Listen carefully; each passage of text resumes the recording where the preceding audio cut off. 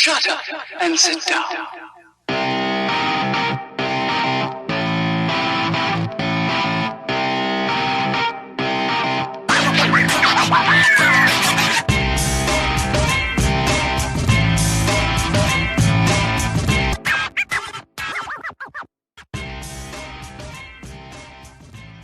Hey, what's happening, guys? This is the Takeover Tuesday show, episode 7. My name's Carlos Redlick, and this is David Allen. What's up, David? Hey, how's it going, Carlos? Episode number 7. Looking forward to it.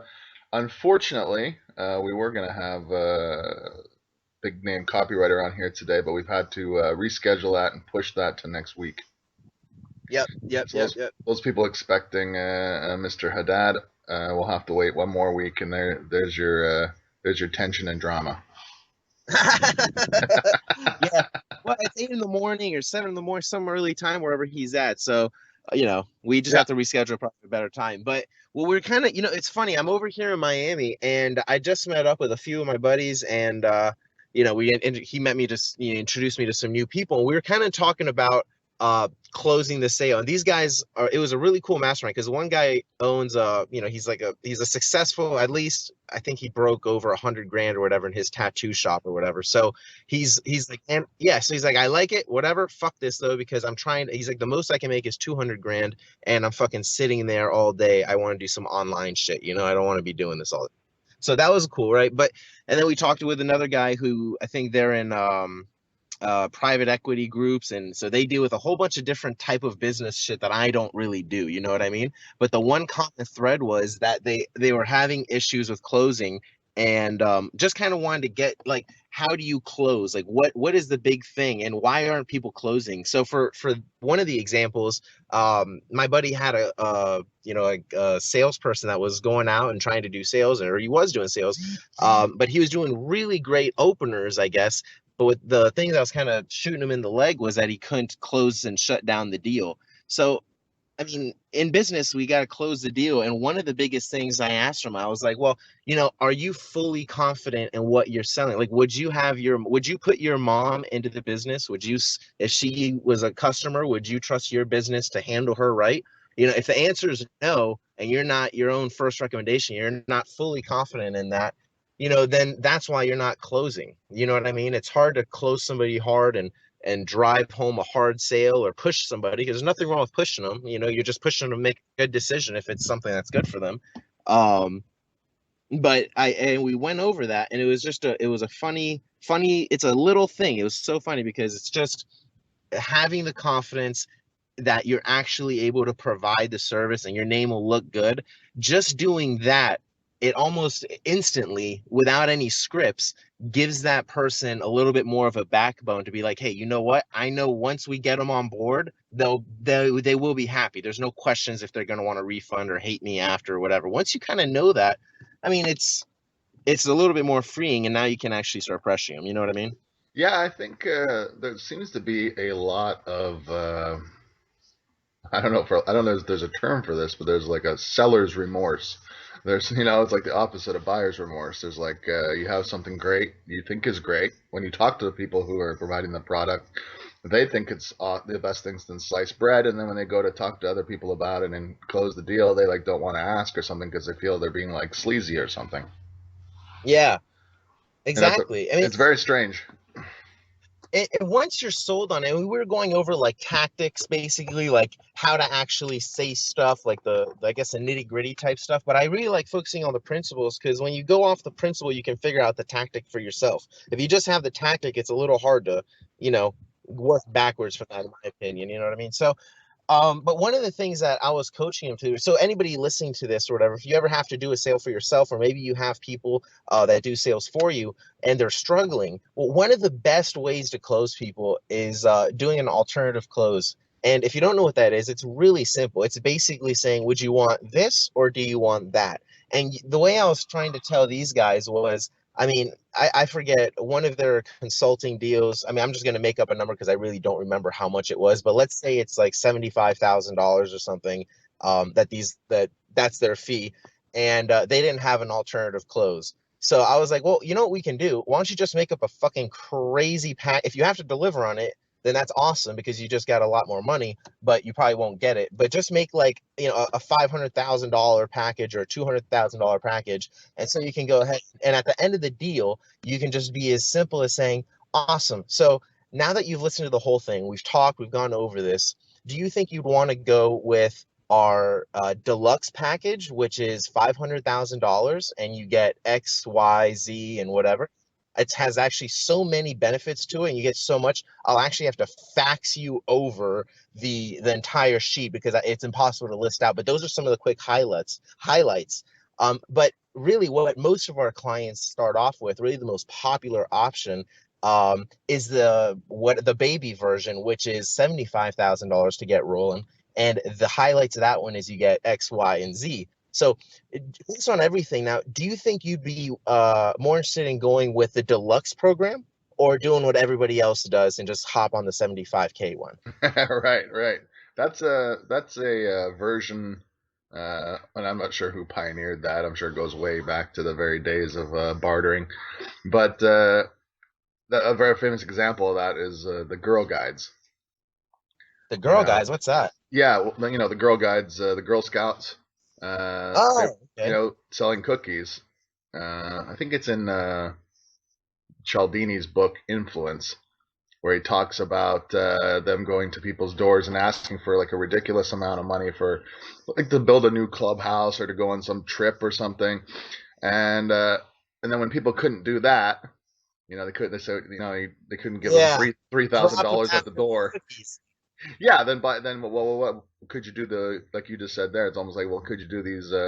That's like intro level stuff. Could you? Well, how many cookies could you buy then? And then people bought a lot more cookies as a result. That's fucking genius. Oh, I didn't know about that story. I love that. Yeah, it's badass. That is pretty. That's some slick little Girl Scouts, dude. What the fuck? I'd love to hire them. They're gonna grow up like some real G's and gangster closers. That's amazing. Yeah, it'd be interesting to go back and look at who's like in charge of different companies and stuff now that are female and who went through the Girl Guides, the Girl Scout program. Yeah, wow, that would be really great. I'd be surprised if they don't actually track that, and figure out like what are they doing 10, 20 years later. I mean, you gotta wonder. That's pretty sick. That's I'm gonna find somebody who's done that, and we'll have them on the podcast. yes, please. That would be awesome. That would be awesome. That's fucking cool. Fucking, but that's it's funny. Everything that was the one commonality though across everything is you got when whether we were talking about writing because we started talking about once we did a lot of cold calling stuff yesterday in our little group Right, and just kind of teaching them how to do it and not just cold calling but just selling and actually doing it not in copy. You know what I mean? right, And but then we started translating it into copy and I was like, listen, once you get your Facebook ad working, let's say that's converting, it's sending you a bunch of clicks and whatever. If you're not making sales, then it's not because the Facebook ad sucks. It's probably because your landing page that you're sending them to isn't resonating with what the Facebook ad promises. That might be right, one issue. I mean, there's a different little things, but it comes down to the salesmanship and being able to close and shut down the sale, but being able to tap into those emotions that they're already thinking. It's just like a very famous copywriter who I don't remember the name of once said, entering the conversation Oh, that in guy. their mind, right? Yeah. And Oh, that's yeah. that's exactly what you do. I mean, you do it in person, you do it on the phone, and I mean, personally, I think just coming more from a phone selling background, I think that if you can sell on the phone, it's so much easier to do it in person. I mean, I've done both, but I just did a lot more phone sales. So I've always found that whenever I started doing the phone sales, I really was able to build trust with people just on my voice, just on a laugh, just on bringing my tone down and whatever it was. And when I was like, man, I'm not even seeing how they react to it. I'm just listening to them on the other phone, on the other line or whatever, on the other side and seeing how they respond, but I can't see their face. And whenever I started basically applying the same, it's almost like hypnosis. I mean, it's like hypnotic words. So I would just say, picture this. I would start sometimes some of my meetings. Anytime I get an objection, just kind of, I'm probably bouncing around, but anytime I would get an objection, I would always throw a short story, not always, but many times I would throw a short story. So for an example, somebody would say, that's really expensive. That's a really pricey thing. Always agree. I mean, hey, I mean, I hear you, man. I'm with you. It is pricey. It is expensive.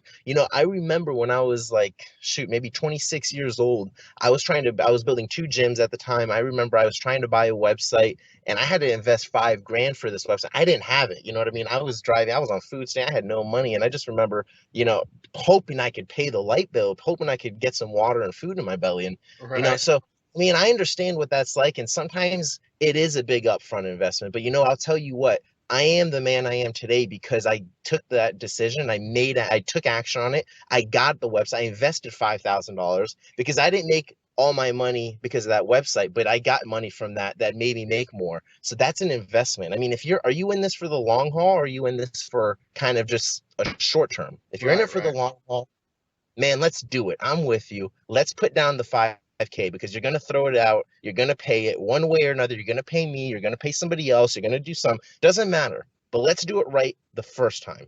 Right. And then let's get rolling because there's so much more we can do. We can do a lot of marketing stuff, and there's a lot, and this is kind of future pacing. We can do a lot of stuff after this deal. I want to be able to take care of your marketing, all the management stuff. You won't have to do anything. My goal is to earn your trust, build long-term relationship with you where I can just be your go-to person for everything relating to marketing, copywriting, salesmanship, and stuff like that.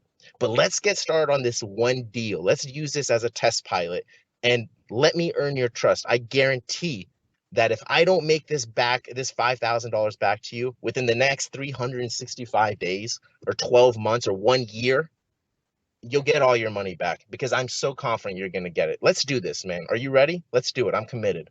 I'm ready, Carlos. Let's do it. Visa or PayPal, man. You do, yeah, I'll send you over a PayPal.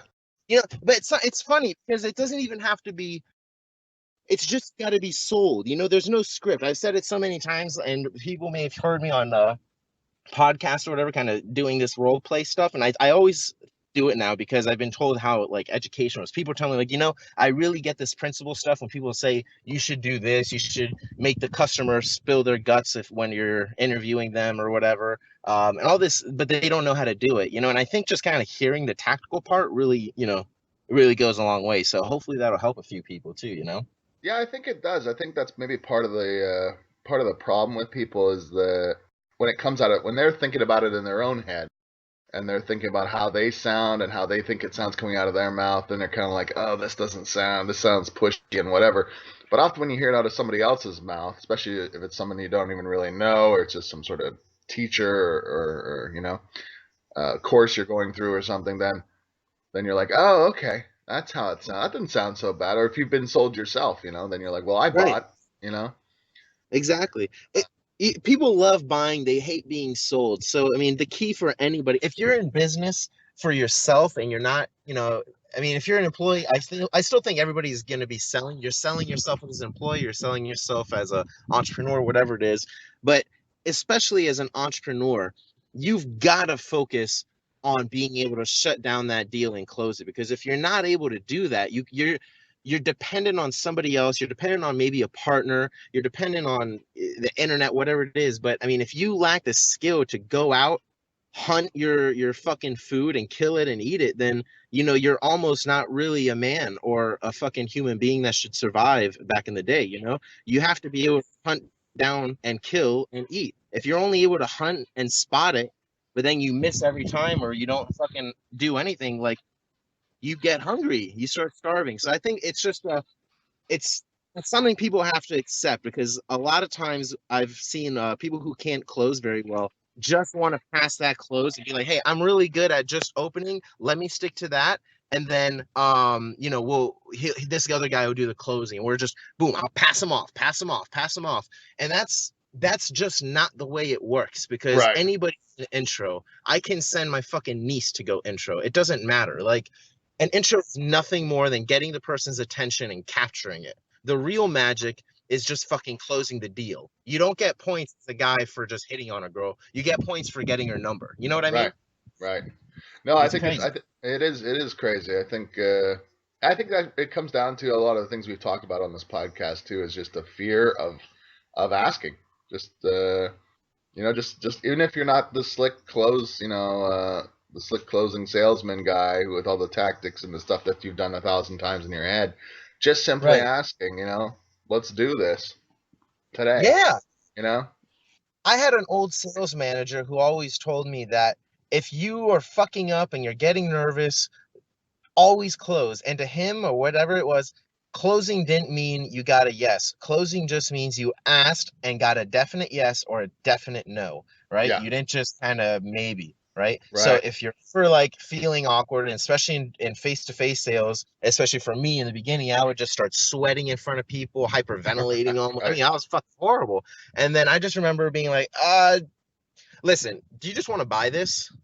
And like, no. I mean, hey, I appreciate the time, dude. Thanks. I'm like, fuck it. And the guy, I remember my sales manager telling me, good, you closed. Okay, next person. But you've got to, if you don't close, he'll be go do 20 push-ups on the ground, or go run around the fucking, I don't know, street, or he'd make some stupid shit up as punishments. But it's funny, No, it So is funny. just it's crazy stuff. But once people just accept reality, you got to learn to close. You got to be able to.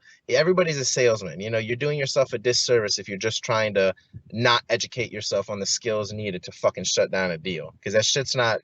It's not a talent. It's a skill. It is a skill, and I think there's like a movie quote which I think comes from I want to say like Boiler Room or maybe Glengarry Glen Ross or one of these movies where they said, a sale is made on every call. Either you're selling them Or they're what selling you're you. putting, or they're selling you and why they're not going to get it. And it really I is love. that simple. That's a great way of saying it.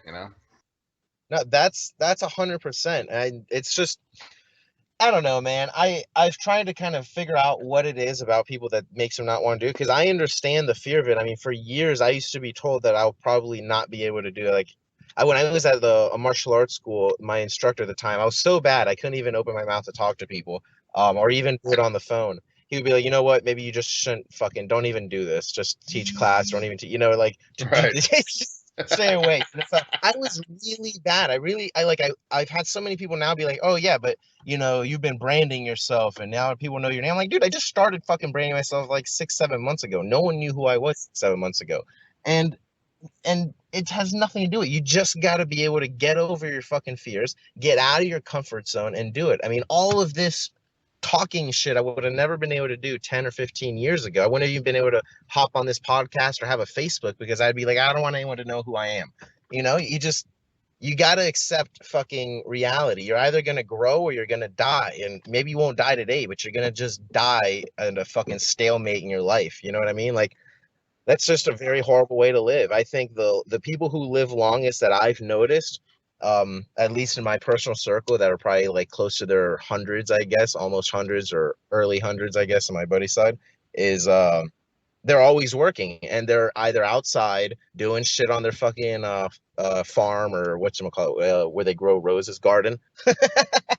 um you know what I mean? And they're just always moving, always working, and their mind is working. They've kept reading books, they've kept talking and interacting with people, and they haven't just, well, this is the point where I die. I just wait to die. And I think that's what people do with sales. They just wait to die. No, no, no. I can only intro. I can't close. So I'm just gonna wait to die. No, That's all yeah, that no, happens. I think that's exactly right. Well, I think they go into it a lot of times too, expecting to be turned down.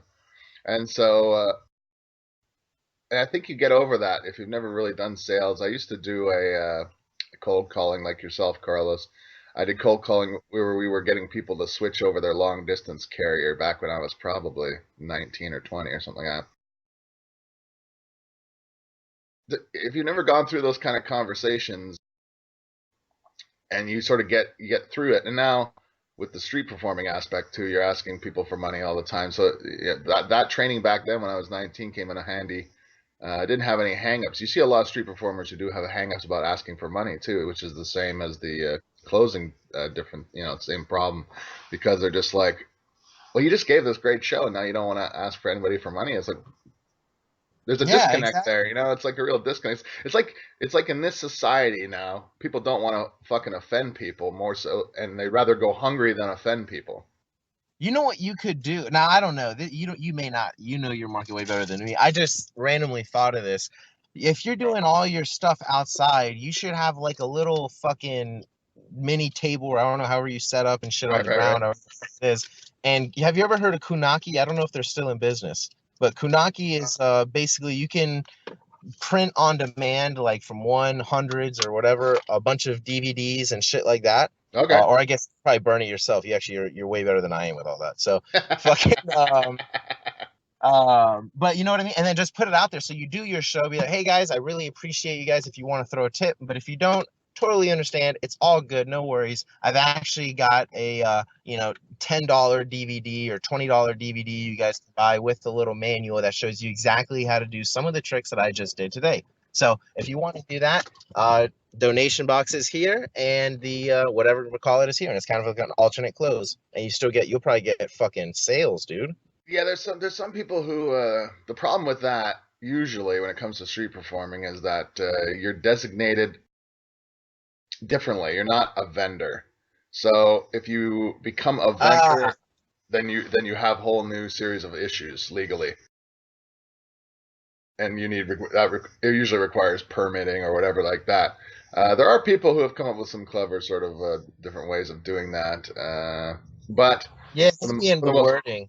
yeah for the This most part, DVD with a donation of yeah, exactly, $20. yeah, people done that too. Yeah, what I'm thinking about doing is to because have often found that people see me show tip, the real sort of like the 1,000 true fans or whatever you want to call them, the people who like to hang around after and talk to you and so forth,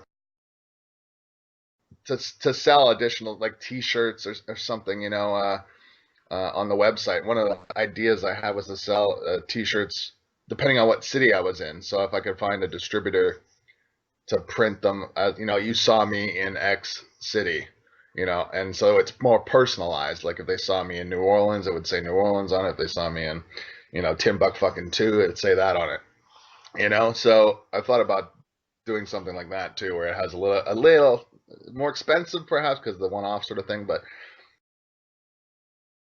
but more personal in the same by the same token.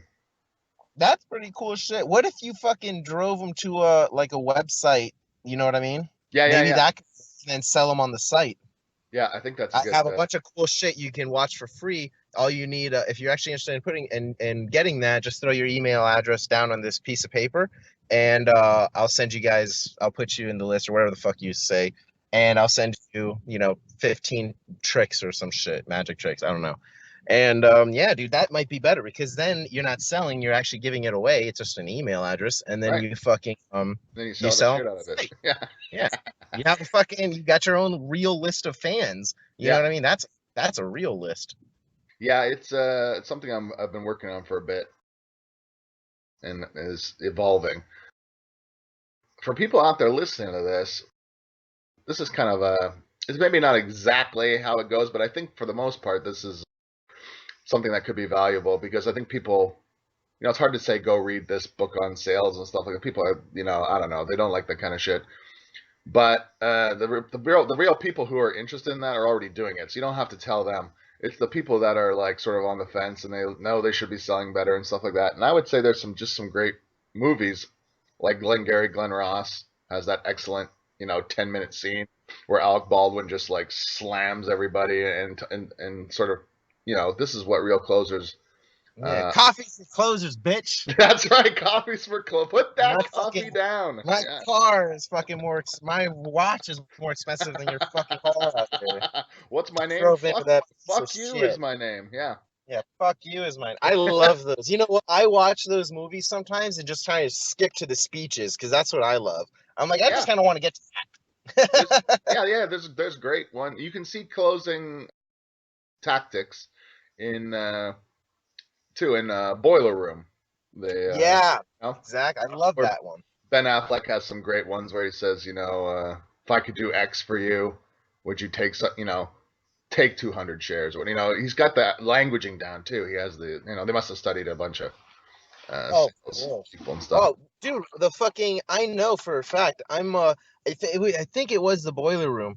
Right. His script that they were using is the exact same script I used, and I know where they got it from because I got it from fucking Jordan Belfort. No, The Wolf of Wall Street. Yeah. Yeah, they Talk about a got that. closer. Yeah, and so I'm looking at that shit, and I remember watching this, and we were all like, "Holy shit!" And then we watched The Wolf of Wall Street, and the same shit, obviously. And I'm like, sounds like me. Holy shit, this is fucking legit. I use this exact. So I remember when I was watching, I'm like, I wonder if people are gonna just kind of be like catching on to this shit now. Like, it's been sold, but now it's a movie. The public knows this was a secret art. Yeah, exactly. This is like Like, handed down from druid to druid or something. Yeah. yeah, I was like, you had to pay $3,000 to get it. Now you got to just watch The Wolf of Wall Street. I was like, what the fuck? Yeah, I missed out. a few, no doubt. A few years ago, or maybe like a year and a half or 2 years, when The Wolf of Wall Street, like when those books came out, like I don't know when he wrote them, but maybe 4 or 5 years ago or earlier. I came across them long before I ever heard there was a movie or whatever, and I read about because there's two books. There's The Wolf of Wall Street and like Catching the Wolf of Wall Street. I don't know what the sequel is. Great books if people haven't read them. But on top of that, there was around that same time, because he was sort of like, I guess he was resurfacing from all his like legal troubles, perhaps.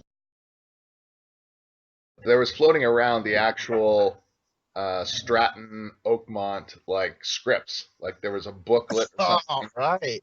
where because I mean, say what you will about his ethics at that period in his life, and I don't know the man personally, but one of the things I really was interested in about him and his companies and stuff was he took like people that were like 17, 18, 19 and turned them into like millionaires, like literally within like a year. Like I remember there was a kid, I think there's like a documentary or behind the scenes thing about the movie where he talks about how this one kid had this horrible, I think it was like an Irish accent or something.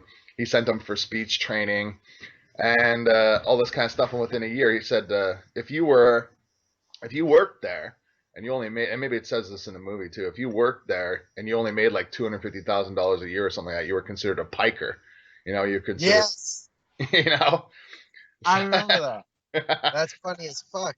Yeah. So they had the script. You just had to like learn the script and stuff. And I remember following up and finding a video of one of the guys who worked there and stuff, and him talking about just getting good at that script because you could literally take that, and some of those guys that worked for Belfort have gone on to other huge success because that's just a Yeah. skill. Once you have it, Once you know how to fucking prospect, fill your pipeline, and close, and you can use that on a phone, it doesn't matter if there's a fucking apocalypse. You can fucking survive. You know what I mean? Like, yeah, I don't know. exactly. I still don't get it. Like, this is, I think, one of the most useful skills in the world. Like, what if you fucking are a big prepper and you fucking have a bunch of guns, which I do, and everything.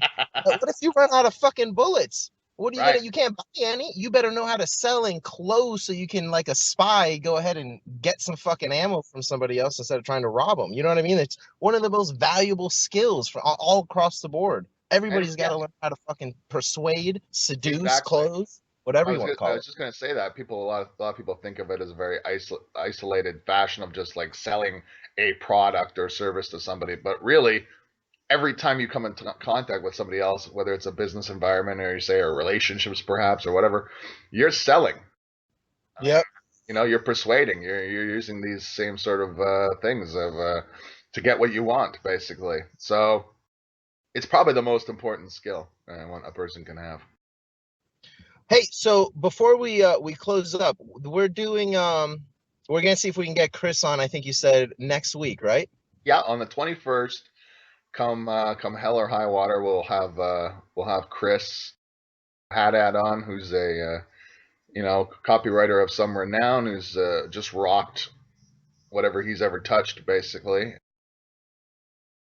We have some questions people have sent in, so we're gonna ask him those. I know you posted some on your page and stuff, Carlos. But so we have a bunch of questions we're gonna ask. We're gonna really dive into it. Chris has his own. He sort of transitioned from being a client person with clients to writing his own stuff and building up his own business. Yeah, and hopefully, provided we get all the logistics together, we'll have Chris, who's a fantastic guy, on the 21st next Tuesday, I guess, or next. Well, we record them on Monday, so whatever. Yeah. Awesome. We won't get Hey into guys. that. Yeah, exactly. Hopefully everybody had a kick-ass day. Hopefully you got a lot out of this call. Maybe you were able to apply it, send it to a buddy if they need it, whatever it is. Hopefully you got a lot out of it, and we'll see you guys next week. Carlos signing off. Yeah, if you guys have, because this one will tie in perfectly with having Chris on. If you guys have any sales questions, Chris is one of the guys that can answer them because I mean, copywriting is just salesmanship in print. So if you got any sales questions that stem from this particular podcast, send those in as well on our Facebook page, facebook.com/Takeover Tuesday podcast. Just post them right on the front. And yeah, we'll look forward to episode 8 with Chris Haddad. Have a good day, guys. And we'd like to also thank Ben Sound of bensound.com for the intro and outro music. Later.